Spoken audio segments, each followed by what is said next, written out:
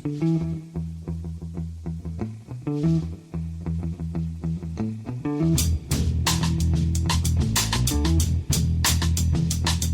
and welcome to The Price of Football, the show that looks at the money behind the beautiful game with me, Kevin Day, and Liverpool University's Kieran Maguire. Morning, Kieran. How are you today? Irritatingly cheerful, as always, Kevin. Tickety-boo and raring to go. I've never known you not tickety-boo, Kieran. I'm going to put this out to our listeners. What's one below tickety-boo? Because I would say that's where I am this morning, Kieran. One below tickety-boo, but which is much higher than I normally am, as I can tell by the look I'm getting from Ali as we speak. But it's nice that you're tickety-boo. It's one of the reasons the Baroness loves you so much. It's questions day, Kieran. We've got some interesting questions as always, but we've also got those two news stories to catch up on that we were too scared to do properly on Thursday because of that doleful email we got from producer Guy about overrunning. I don't know why he worries so much. Our listeners have got very good attention spans, and it's not like he's paying us by the minute. He's worried. Paying us? Did you know something I don't? I think what happens if you don't get paid and you charge time and a half for not getting paid? I'll talk to my union rep. The first story, Kieran, is about Everton. Things are just starting to get interesting at Everton. Just little stories that in isolation probably wouldn't mean much, but are just starting to build up one on the other to maybe give people some concern. So what's the latest this week? Well, this is a story which was published in The Guardian. We don't know how accurate it is. The Guardian have said that they've spoken to people close to the matter, and it's the auditors have said we don't want to audit Everton Football Club anymore. Business relationships are just like personal relationships.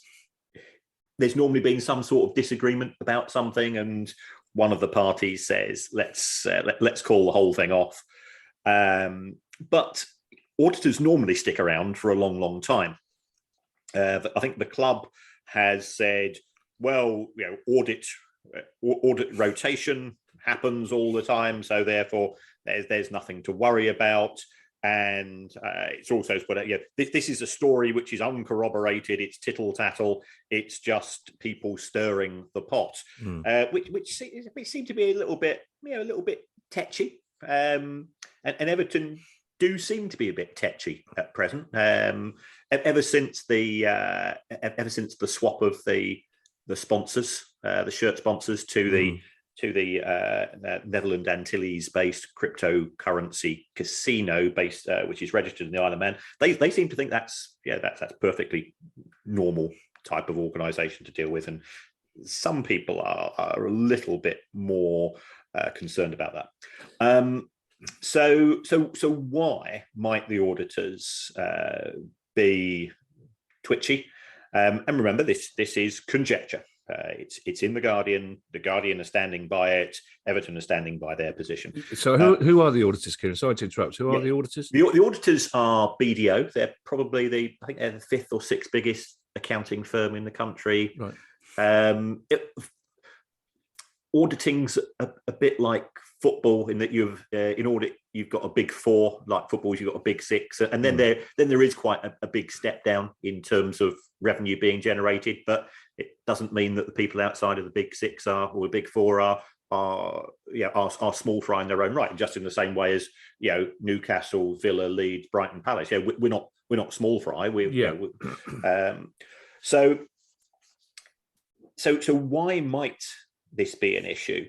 Well, again, you're never quite sure how the article was being constructed, but it does make reference to the former business partner of the club owner, Alisher Usmanov, towards the bottom. And for people not familiar, Alisher Usmanov had his assets frozen by the UK government at the start of March, following the illegal war by Putin against the people of Ukraine.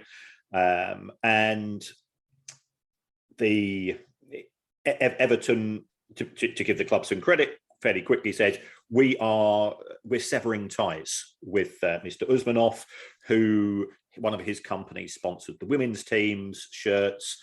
He's got naming rights for the training ground. He's got potential naming rights for the new stadium.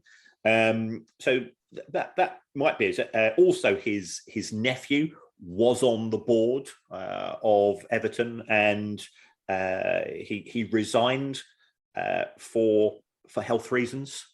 He said his nephew's also had his assets frozen by the UK government. His nephew was also subject to a charge for assaulting somebody, which was dropped.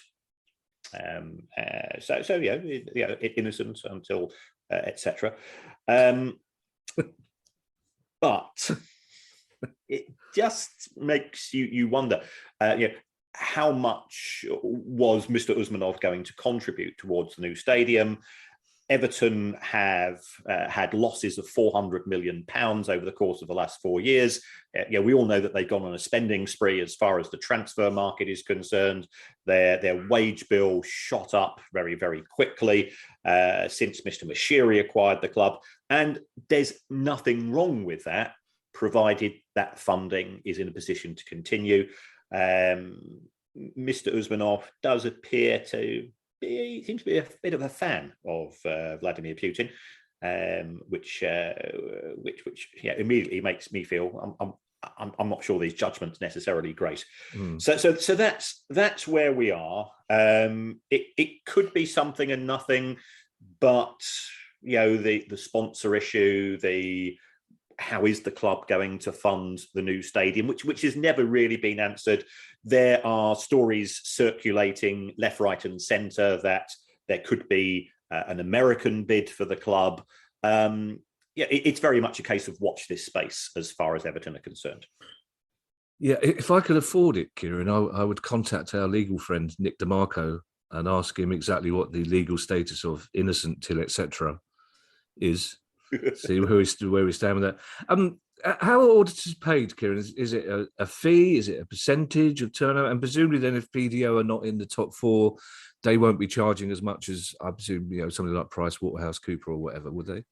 Yeah, there is an agreed fee between the auditors and the clients. That's normally broadly set in advance. And again, it's a bit like you take your car for a service, and then you get that phone call. You can hear the mechanic sucking through his teeth and saying, "Big end's gone, mate." Sorry, I don't upset you, sir. You're not planning on going on holiday this year, are you? If the auditors find something during the course of their work which they feel warrants further investigation, they'll have a quiet word with the club or the company.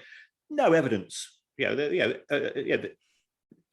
Everton's audits have been signed off, no problems historically. So there's no indication.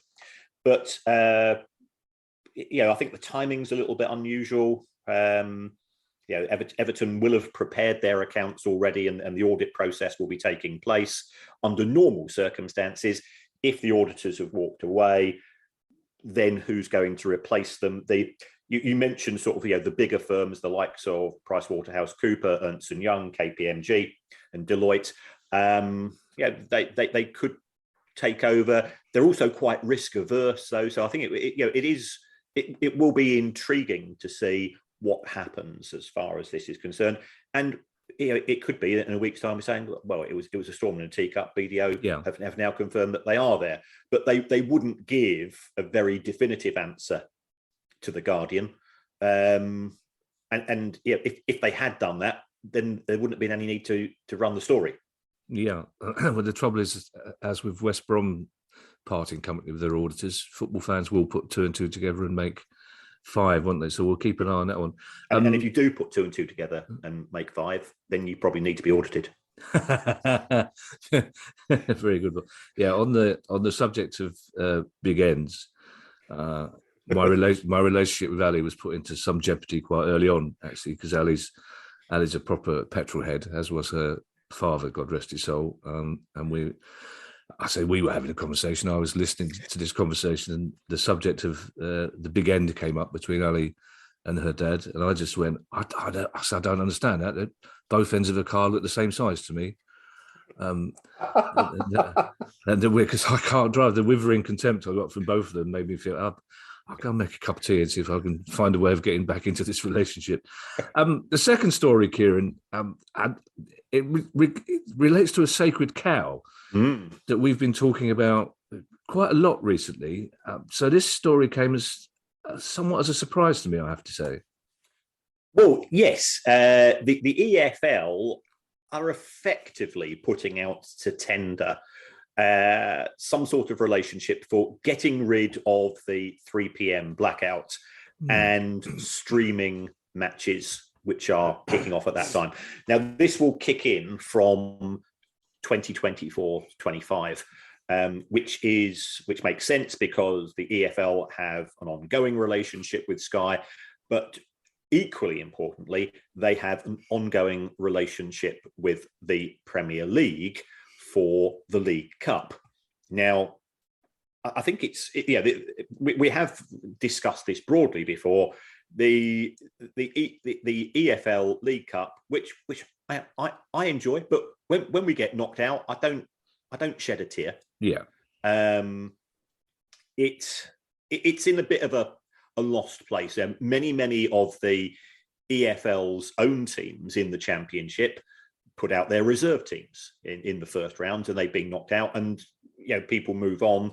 So if the EFL's own clubs are not taking it hugely seriously, because from the perspective of a manager, their focus is getting promoted, or getting into the playoffs in the Championship. We've seen all of the managers who have lost their jobs due to not getting knocked. It's nothing to do with being knocked out of the Carabao Cup, but not performing as much as the board would have liked in the league table itself. So it's a competition which has lost its way, but it is also very, very lucrative. It generates between a third and a half of the EFL's TV income. The Premier League don't want it. Okay, the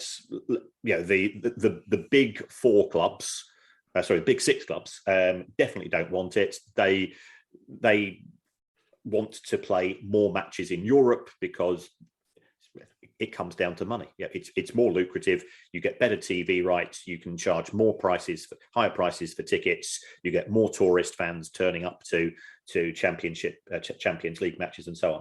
So the EFL big clubs don't want it. The Premier League big clubs don't want it. The Premier League not big clubs don't tend to try too hard unless they get to the quarter or semi-finals, and then they go, hold on, it could be a European place on the back of this. And the Championship clubs themselves don't appear to be taking it that seriously. So it's either going to go, or it's going to be a trimmed down competition whereby if you qualify to play in Europe, you can either opt out or you simply don't compete in it. Or we could see under 21 teams from Liverpool, Manchester United and Chelsea competing in that, but they already do that in the Papa John's, and they tend to get tatered. So it's a bit of a funny one, but if that's going to leave a big hole in EFL broadcast finances, streaming would appear to fill that gap.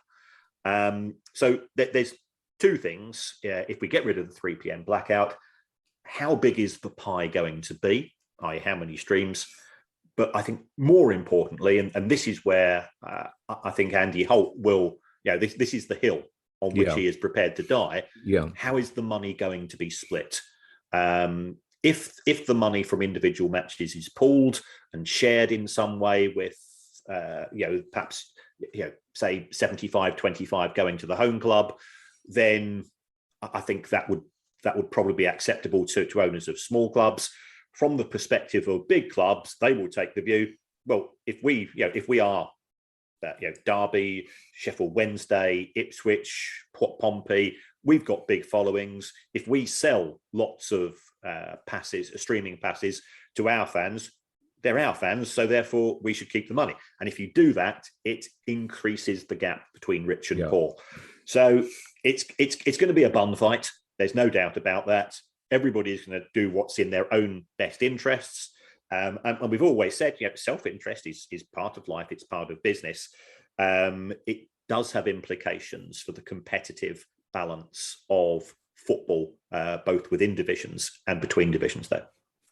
Yeah, I think we need to talk to Andy Holt about this, because he predicted this would happen. He said it was like salami tactics. The EFL were, because initially streaming, of course, was only meant for overseas fans who obviously couldn't see the game, and then it was only ever going to be midweek games, and then it was Saturday games when there's an international break. And he said it was inevitable that this would happen. So I would be intrigued to get his views on that. I'll let you do it, Kieran, because I haven't got the time, because that's going to be a long conversation with Andy Holt. And it's certainly an interview we wouldn't be able to do live on the pod. Let's put it that way, because it will be like Kraftwerk. All you'll hear is bleeping, basically. Our first question comes from Kerry Kavanagh, who probably only lives just down the road from me if she's a Sutton United fan. Kerry Kavanagh says, Sutton United recently qualified for the Champions League in our home on the EA Sports FIFA game.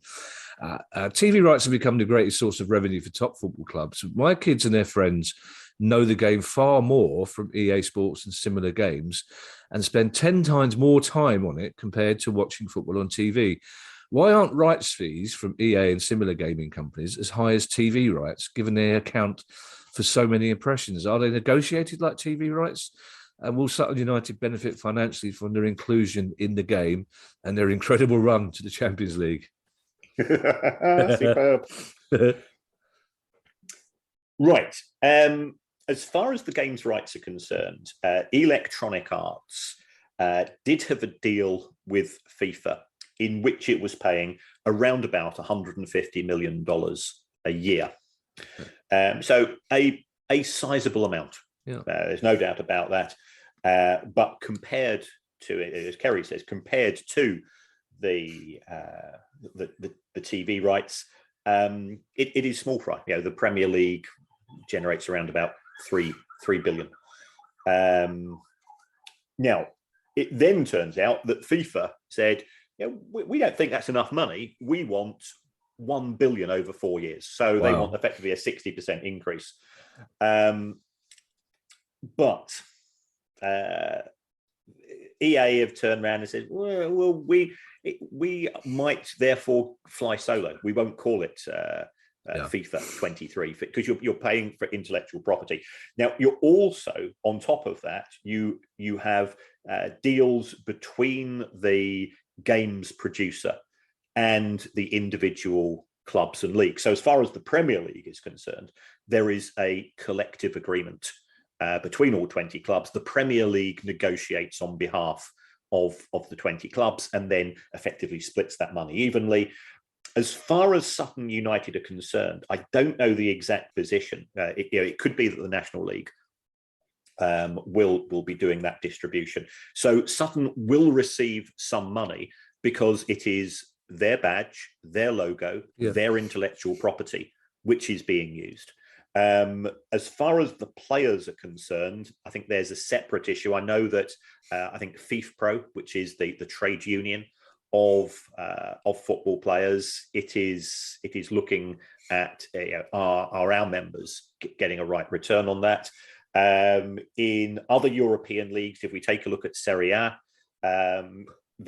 the league doesn't negotiate; it's down to individual clubs. And I think Juventus refused to sign up. They didn't feel that they were being offered enough money, and they went off and became the poster boys for another computer game. So it gets quite intriguing.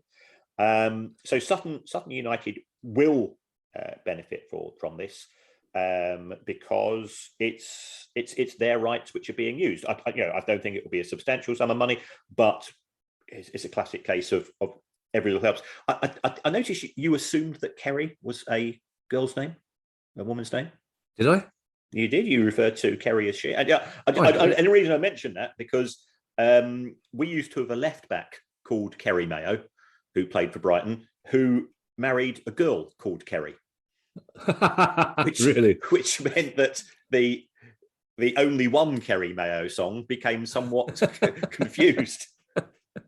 Kerry.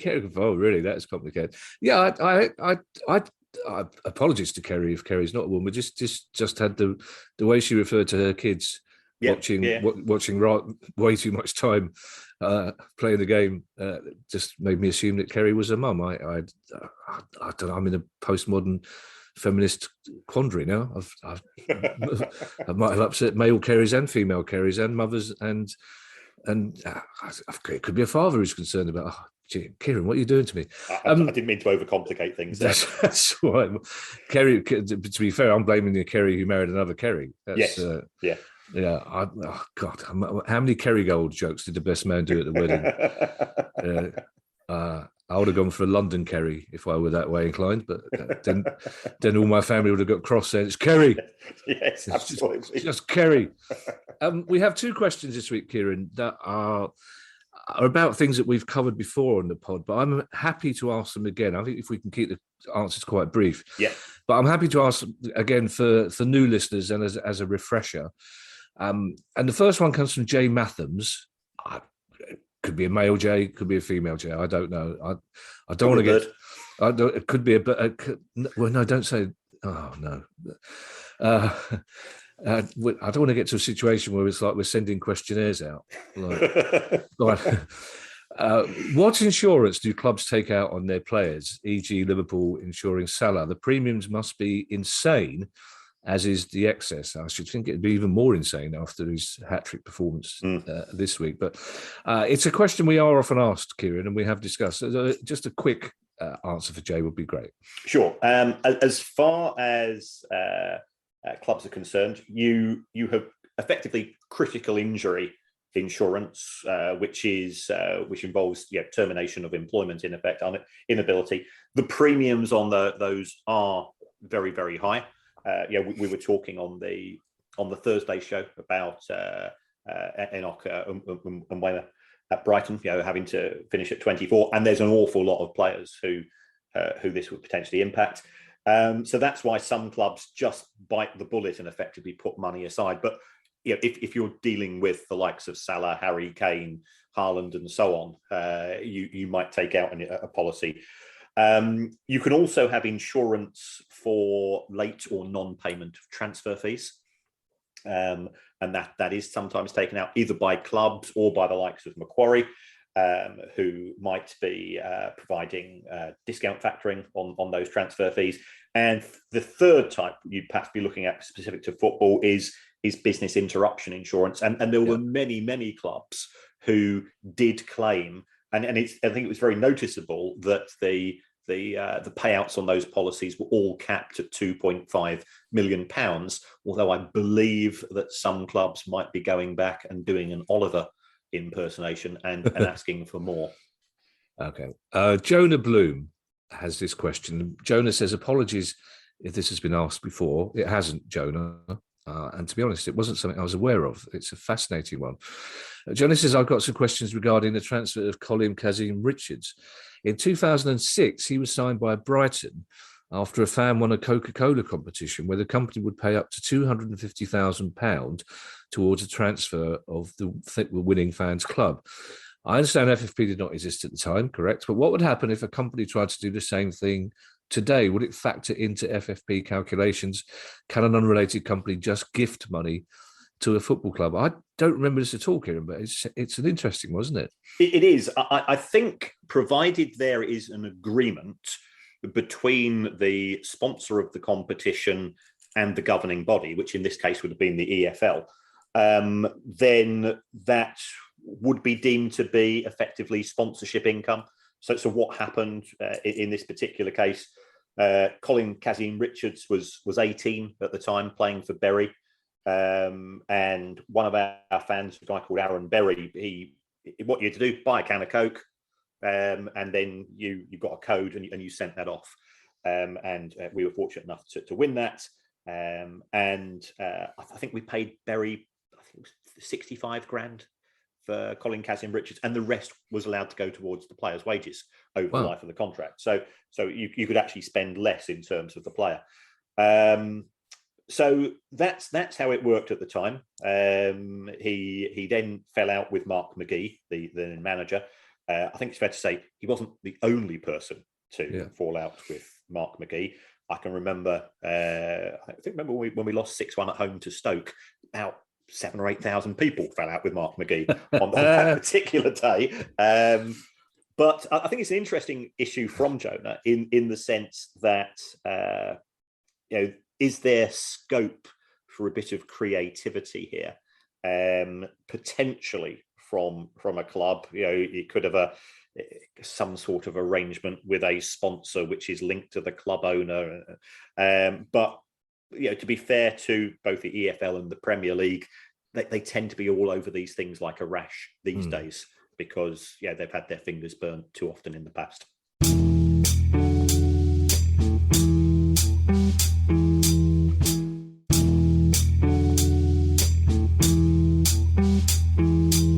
Our next question, Kieran, is the second one, which is talking about a subject that we have talked about a lot.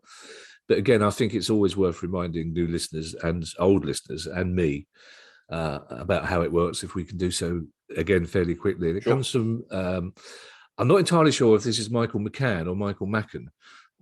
Either way, apologies, Michael.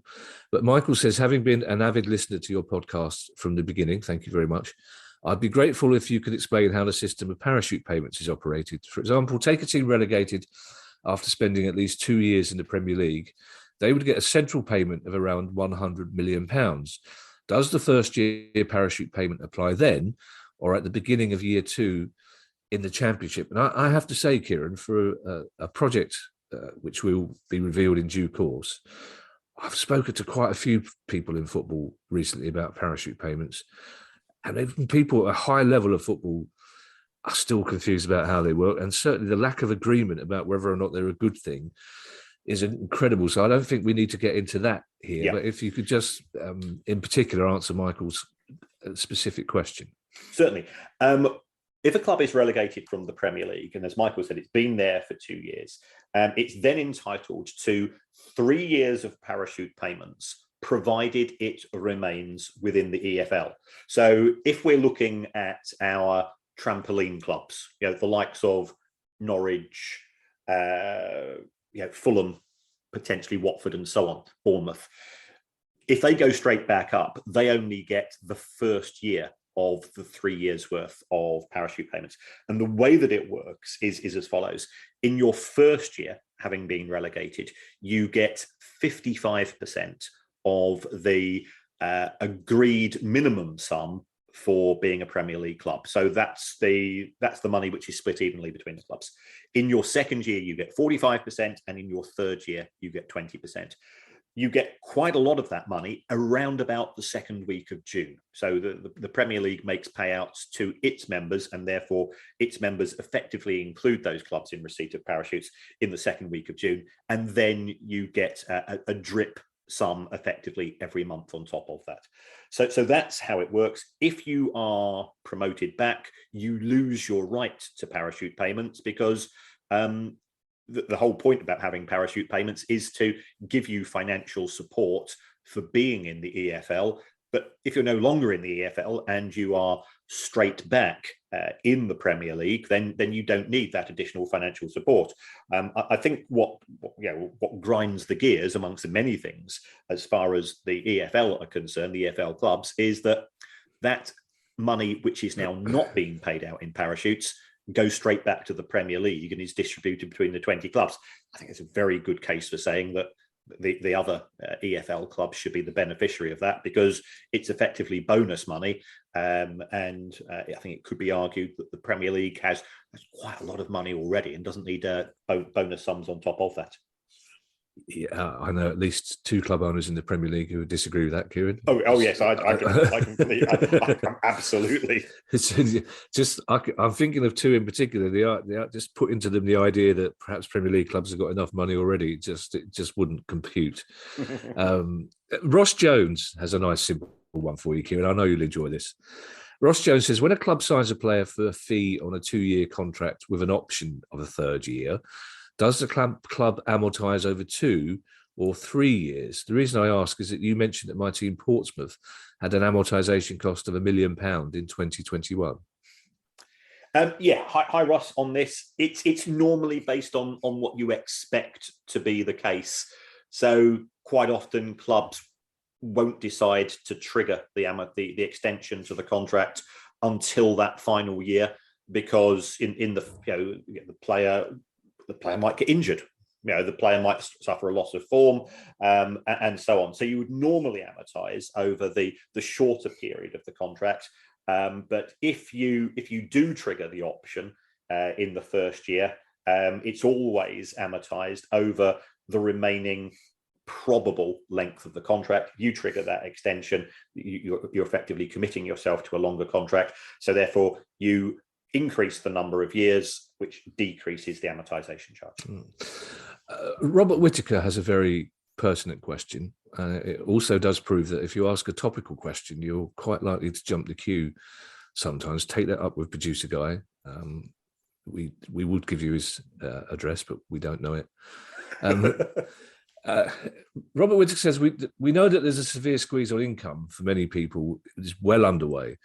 Has anyone looked at the likely impact upon the broadcasters that show English football and have contractual relations with it? Is any default likely, and what impact could that have? I think it's certainly a valid point, Robert.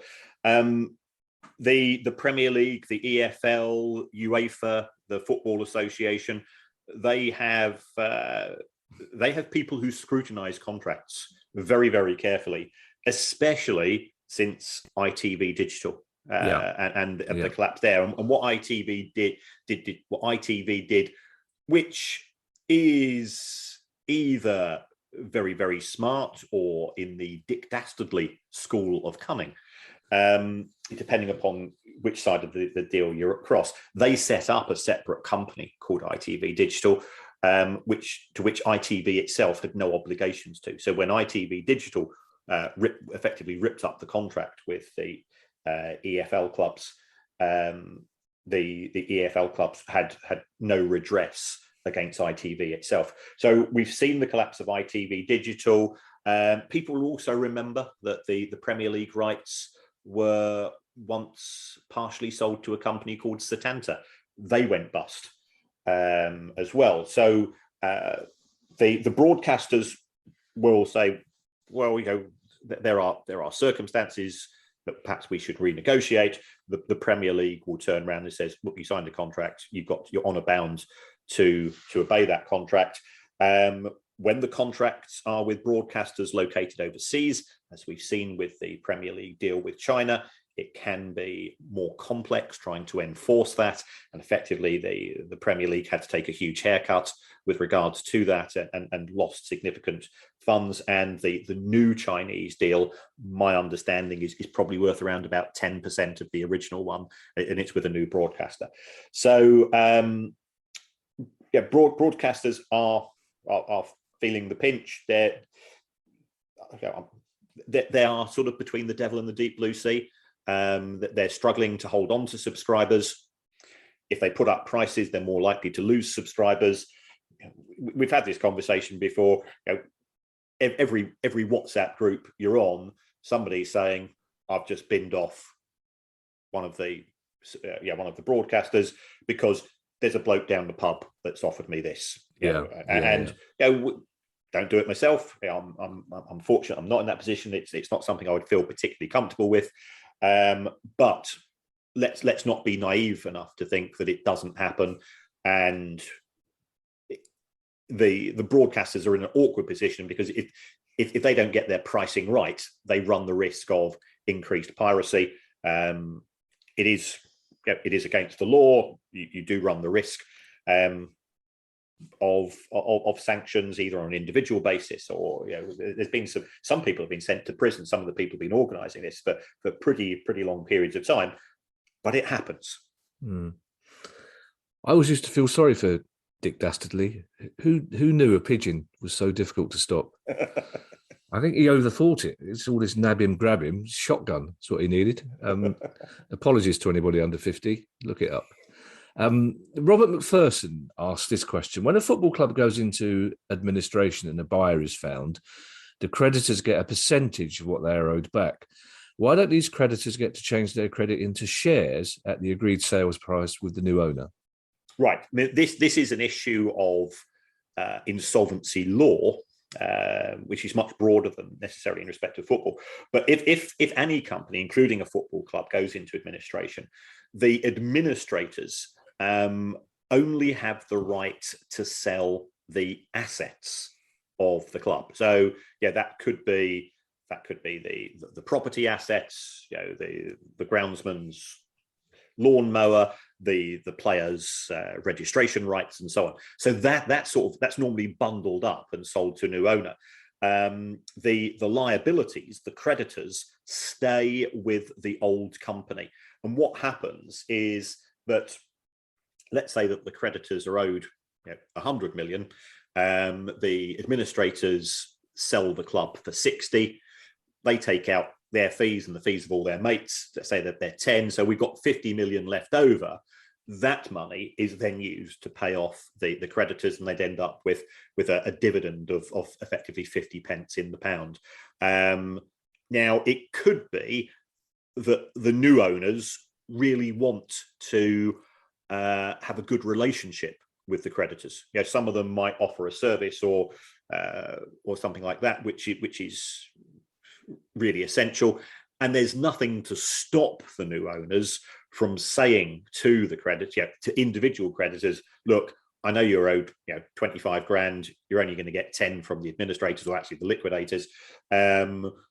We will immediately give you a contract to make up the shortfall. But that's a favour, it's not an obligation. You just offered up a rather poignant image there, Kieran, of the club going into administration. The lawnmower being sold. That's maybe a little bit sad. Andy Elric is one of our many listeners in the USA. Hello to them all. Andy says, I'm a dedicated American Queen's Park Rangers fan who's been enjoying the ability to watch my team through iFollow or QPR Plus, which I think iFollow provides tech support for. I think is a great product for a wonderful league, one of the most competitive in Europe. My question is, why do they go to such lengths to restrict the way you can watch the games?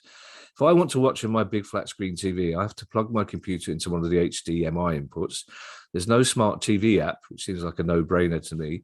Are they afraid of it being streamed in front of large groups? Because it's unlikely that hundreds will gather to watch Accrington play Crewe overseas and only pay one subscription. Seems a bit silly. Right. Yes. This is my understanding. Under the current agreement, and this sort of links back to one of our earlier stories, the EFL have an agreement which expires in 2024. And due to contractual restrictions with broadcasters, which the aim here is to protect Sky and the other partners that the EFL have. What they don't want is people somehow managing to access. You can do this via a VPN, where you can pretend to be in the US. Therefore, you could potentially get to see some of this product. But the EFL, as part of their request for the 2024 proposals, that I suspect that they will move to a more flexible system, which will allow apps. So if you hold on, Andy, hold on for a couple of years, and you'll be able to beam effectively direct from your phone or your tablet to your screen device. I think this will be one of the suite of products that the EFL will be looking to deliver in order to make streaming a more convenient process. Yeah, I mean, but the way things are going for QPR, he might be watching them in a different league next season. Ben Archer has our penultimate question. Again, it's a subject we have talked about before, but I'm happy to revisit, which is, again, Kieran, is code for let's keep it short. I don't know how Guy manages to hide his email address when he sends us emails. We haven't even got that. Ben Archer says, you've spoken about the financial implications for going up and down the leagues in the UK, but I was wondering about other European leagues. I follow the fortunes of several teams around Europe in cities I've visited, and many of them are yo-yo clubs. So could you give some insight into the ways in which promotion relegation from Ligue 1, the Bundesliga, Serie A, and the Airtricity League in Ireland can have an impact on club finances? In other words, is it as big a disaster relegation from the top league as it is here? It very much varies. I'll give a couple of examples. First of all, if we take a look at the Bundesliga, the German league has because the Bundesliga is not a breakaway league. We had all of this fuss about the Super League being a breakaway. Remember, the Premier League was the world's first ever breakaway league. So under the Bundesliga rules, they have a TV deal which covers the top two divisions, and the money is split 75-25.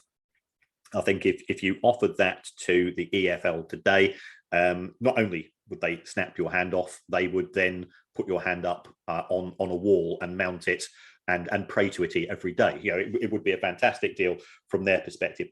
If we take a look at Spain, in La Liga, it's more Premier League like. In fact, it could be argued it's actually worse. It's 90-10 in terms of La Liga and 2, which is not very good if you are Spanish, those words. So it does vary from country to country. The argument in Spain is that there is a much bigger gap between the Spanish top and second division than there is perhaps between the Premier League and the Championship in many respects, in terms of who tunes in, because we do have. I'm in Manchester, so I can use this word. We have massive clubs in the Championship, as far as I'm concerned, and therefore you've only got to look at the attendances. The EFL Championship is the fourth or fifth biggest supported league on the planet. Amazing levels of support. So in Spain, you're not going to get very much. In Germany, which I think there's a lot of things to be learned from Germany, but not everything. The fact that one club wins the Bundesliga every year is the one downside of their financial model. It's slightly more nuanced than we have over here. I'm glad Ben asked that question, actually, because it's nice to know that I think all football fans have the same mentality. You go somewhere abroad, and then for the rest of your life, you'll be interested in the results of the football team, especially if you went to a game there or saw the ground. And luckily, my German team is Union Berlin. So having a great season. Our final question, Kieran, comes from Adam Nixon. And I think this is a really, really, really interesting question. I've got no idea if there's any way you can quantify this or qualify it or whatever accountants and scientists do. But again, it's one of those questions that we love because it's a simple question. You think, why haven't I thought of that before? And Adam says, I was wondering how the halftime score affects sales of food, beer at halftime. I would imagine the team leading at halftime would make the most sales, with celebratory beers for Kevin or a pie for Kieran. Compared to a team losing, you may not fancy that extra drink. I have to say, anecdotally, Kieran, I've never noticed much difference in the bar at halftime in the half weight, mainly because the concourse is so small. It only takes 40 people for it to feel like it's packed anyway. But I'd be interested. I don't know how you would qualify this. I mean, I'm sure some sort of sociologist somewhere would be happy to look into it. But it's a good question, isn't it? Yes, I mean, I'm effectively going to say that what you just said. I'm going to put this one out to my fellow academics. Yeah. This is something which I think would be intriguing. I don't think clubs would have done it themselves. My personal view would be the full-time score impact, because again, anecdotally, from my position, if we win, I want to go around and see my mates in the other stands, and we will have extra drinks, and we will we're quite fortunate at Brighton that we've got lots of screens, so you can effectively watch the match that you've just been watching. Now, if we've been tatered, when we lost 1-0 to Spurs on Saturday, I was straight out. I'm seeing my arse big style. So I think it certainly would have an impact upon the level of sales, and also, if you're being stuffed, half the people have left with 10 minutes to go, so they're not going to have a drink at full time anyway. Whereas if you win, everybody wants to have a minor knees up, and you need catering to help you enjoy that. Yes, I should point out to listeners that for operational reasons, we're having to do this before the fixtures that just took place this weekend. So the last time Kieran saw Brighton play, they were losing 1-0 to Tottenham. I have noticed, Kieran, in this season in particular, more and more people taking their time, and no matter whether we're winning, losing, or drawing, more and more people staying in the concourse and taking their time to finish the drink. I don't know whether it's because they feel it's a trophy that's been hard won after a 15-minute queue, so they're not going to just neck it. They're going to savour every minute of it, like ice cold in Alex. But that's an interesting one, and I'd be fascinated to see if somebody could do some work on this, because I think also most fans of my acquaintance, if you win, you can't get to the pub quick enough, rather than hanging around the concourse. But it's an interesting one. I'll tell you what, I'll ask Graham in the Parsons Arms whether he sells more beers after we win or after we lose. It won't be a scientific answer, but it'll be a start. It's not an academic paper. I don't know what you would title it. Bloke asks bloke who runs pub whether he sells more beer after the football team wins. But it's an acorn, Kieran. It's an acorn. Thank you to everybody who's donated to the pod via our Patreon page. If you'd like to make a small monthly contribution to the pod, go to patreon.com/priceoffootball. I should also point out, for reasons of openness and honesty, that every time I mention the Parsons Arms on any outlet, I get a free pint. So it's part of the reason I did that little diversion. If you have a question you'd like answered on the show, email us at questions@priceoffootball.com. And in the meantime, I shall hand you over to Mr. Kieran Maguire for his customary farewell. Well, as always, folks, thank you so much for your support for the show. You express it in many ways. We're actually recording this on Thursday morning. I've already been told off once by a listener for, he said, I work night shifts, and apparently the podcast normally appears at 2 a.m. Due to the way that whoever presses the button works, and it didn't appear at 2 a.m. and he was most miffed. It to work without our dulcet tones, and also the amazing interview that we had with Miles from Football Manager. So Patreon is one way of showing a bit of love for the show.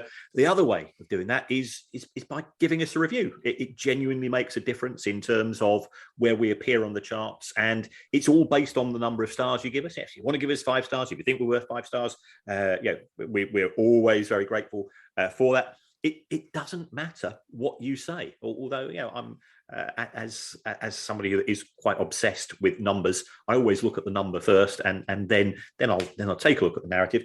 So you could say you would rather have the show presented by Big Sam and Son of Sam, and we would be perfectly happy with that. Talking of 2 a.m. as I used to host a show with Mark Webster, my dear friend Mark Webster. Very lovely there. Yeah, the irony being that he don't talk like that. He generally makes Ray Winston look like he's Jacob Rees-Mogg.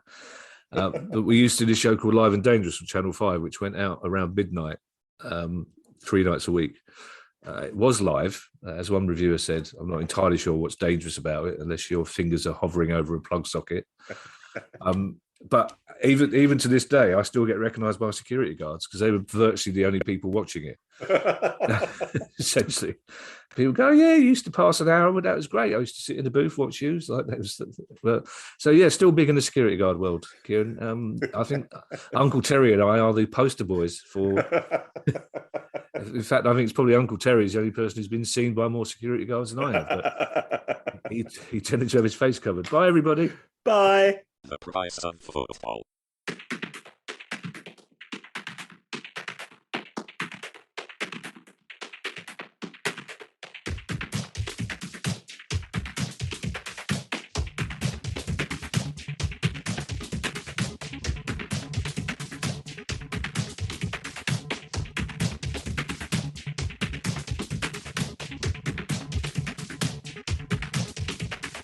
The price of football.